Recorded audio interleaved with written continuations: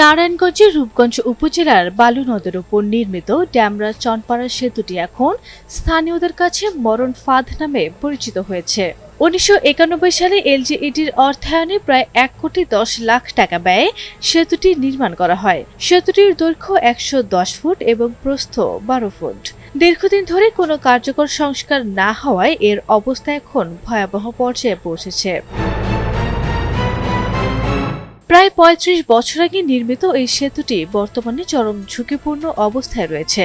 স্থানীয়দের অভিযোগ, দিনের পর দিন অবহেলা ও সংস্কারের অভাবে সেতুটি এখন জীবন্ত মরণ ফাঁদে পরিণত হয়েছে। আমরা গাড়ি লিয়ে আইতে গেল আতঙ্কের ভিতরে থাকি, ডরে থাকি, যে কোনো সময় না জানি ভেঙে পড়ে যায়। মানুষ গেলেও কাঁপে, গাড়ি গেলে তো কাঁপেই।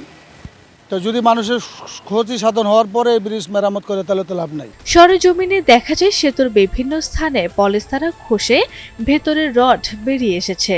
কোথাও কোথাও কংক্রিট ঝরে পড়ে সেতুর কাঠামো কঙ্কালের মতো ভয়ঙ্কর রূপ ধারণ করেছে। জীবনের ঝুঁকি নিয়েই প্রতিদিন হাজার মানুষ এই সেতু ব্যবহার করছেন।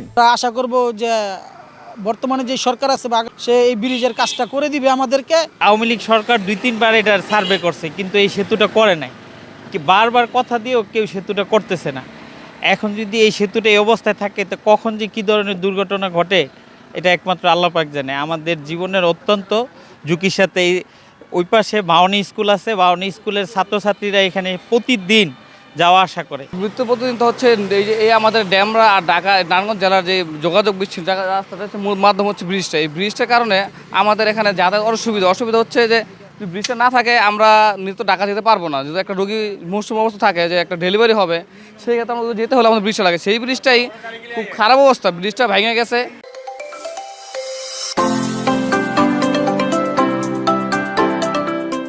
স্থানীয়রা বলছেন সেতুর ২৪টি এক্সপেনশন জয়েন্টের মধ্যে অন্তত ১২টির অবস্থা অত্যন্ত নাজুক। এছাড়া সেতুর পিলার ও রেলিংয়ের রড বেরিয়ে মরিচা ধরে গেছে। বালুবাহী বাল্কহেডের ধাক্কায় প্রতিনিয়ত ক্ষতিগ্রস্ত হচ্ছে সেতুর পিলার, যা বড় ধরনের ধসের আশঙ্কা বাড়িয়ে তুলেছে।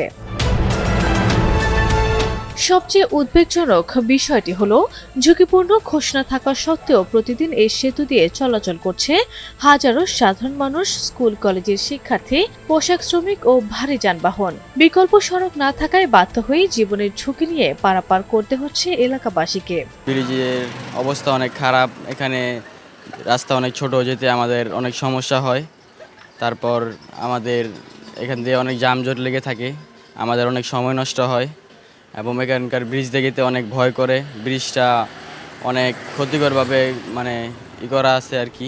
অপরদিকে প্রশাসন বলছে, একাধিকবার ভারী যানবাহন চলাচল নিষিদ্ধ ঘোষণা করে সাইনবোর্ড ও ব্যারিকেড দেয়া হয়েছিল, কিন্তু রাতের বেলায় এটা চুরি হয়ে যাচ্ছে। তবে খুব শীঘ্রই সেতু ভাঙা ও নির্মাণ কাজের টেন্ডার দেয়া হবে। কায়েতপাড়া সনপাড়া যে সেতুটা, এই সেতুটার টেন্ডার প্রক্রিয়া আমরা আজ থেকে ২-৩ বছর আগেই সম্পূর্ণ করছিলাম।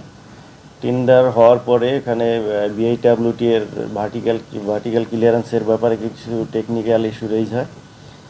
সেই টেকনিক্যাল ইস্যুর কারণে আমরা যখন এটা রিভিউ করার পরে এটার বাস্তবে যেই দুর্গটা আমাদের ব্রিজের স্প্যানটা যেটা ডিপিপিতে পাস হয়েছিল, এটার লেন্থ বেড়ে যাওয়ার কারণে আশেপাশের জমির কিছু প্রবলেম আসে, জমি পাওয়া যাচ্ছিল না। তো সেই সাপেক্ষে তখন টেন্ডারটা আপাতত আমাদের ডিপিপি থেকে ওই প্রজেক্টটা আর কি বাদ দেওয়া হয়। বাদ দিয়ে তার ২-৩ কিলো রাইট সাইডে নতুন একটা ব্রিজের প্রস্তাব করা হয়। ওই ব্রিজটার কাজে আমাদের টেন্ডার প্রক্রিয়া সম্পূর্ণ হয়েছে, ঠিকাদার নিয়োগ হয়ে গেছে আমাদের। আমরা অলরেডি কাজ শুরু করব যে কোনো সময় আর কি। স্থানীয় বাসিন্দারা দ্রুত সেতুটির সংস্কার কিংবা নতুন সেতু নির্মাণের দাবি জানিয়েছেন। তাদের আশঙ্কা, দ্রুত কার্যকর ব্যবস্থা না নিলে যে কোনো সময় ঘটতে পারে ভয়াবহ দুর্ঘটনা।